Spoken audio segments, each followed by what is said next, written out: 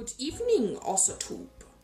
You guys have probably heard of a thing called hashtag Cockygate by now. For those of you who aren't in the know, here's the TLDR.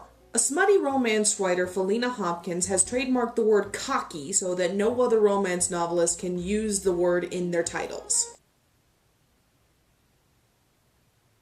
This all came to light when she sent cease and desists to other writers who had the word cocky in their titles and told them that if they wanted to keep their royalties, they had to change the titles.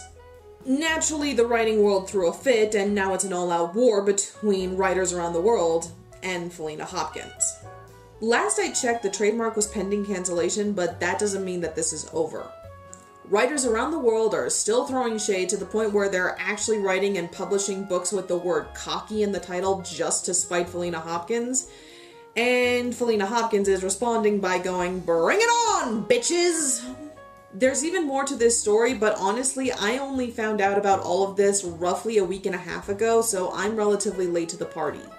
I don't want to give you guys any false information, so I would rather trust you guys to do your own research and come to your own conclusions.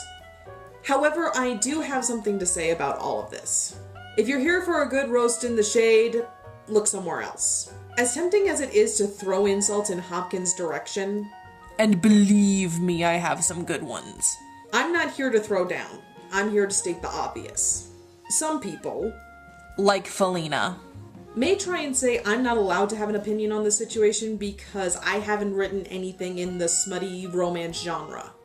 Yet. But this isn't something that only affects the romance writing community or the smutty writing community. This affects everyone. All consumers and all creators. Why? Think about it this way. By Felina Hopkins' logic, Gene Roddenberry could have trademarked the word star when he invented Star Trek so that no other creator could use the word in the titles of their books, TV shows, movies, etc. Imagine if he had done so. Best case scenario, Star Wars would have to be called Space Wars, which doesn't have quite as good of a ring to it. Worst case scenario, Star Wars would never have existed. Period. Maybe even some of the Star Trek spin-offs after Next Gen would never have existed since Roddenberry still would have died in 1991, and who knows who would have inherited the trademark rights. Think about all the other books, movies, and TV shows that never would have existed simply because they were blocked from using that one word. The Fault in Our Stars, Stargate, Full Metal Alchemist, The Sacred Star of Milos.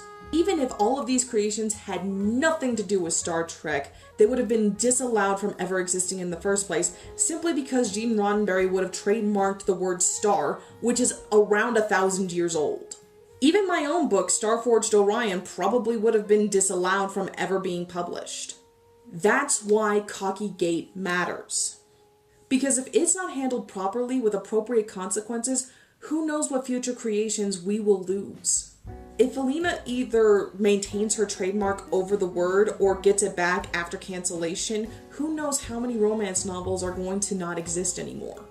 What if Felina wants to go after any book that has the word cocky in the title, not just the ones within her genre? People are already following her in her misguided footsteps. Somebody by the name of Cassie Alexandra, out of fear that someone would try to repeat Hopkins' actions, has already trademarked the Biker series to protect herself. After lashback from the writing community, she has cancelled the application and apologized. Then somebody by the name of Heidi McLaughlin tried to trademark the word forever in order to protect her Forever series. According to her, she did this because there's somebody who impersonates her on social media and even in interviews, and she needed to protect herself. Considering that she's changed her story 3 times since all of this has come to light, I'm disinclined to believe her. But the point is that now people are starting to wave the trademark hammer around in order to avoid having another situation like Cockygate, even though by doing so, they're creating a situation like Cockygate. If we keep following this trend, we're going to have the literary Hunger Games. Winner gets to trademark the entire dictionary. Stop the madness. Quit the trademark epidemic. Cancel the applications and send Felina on her way.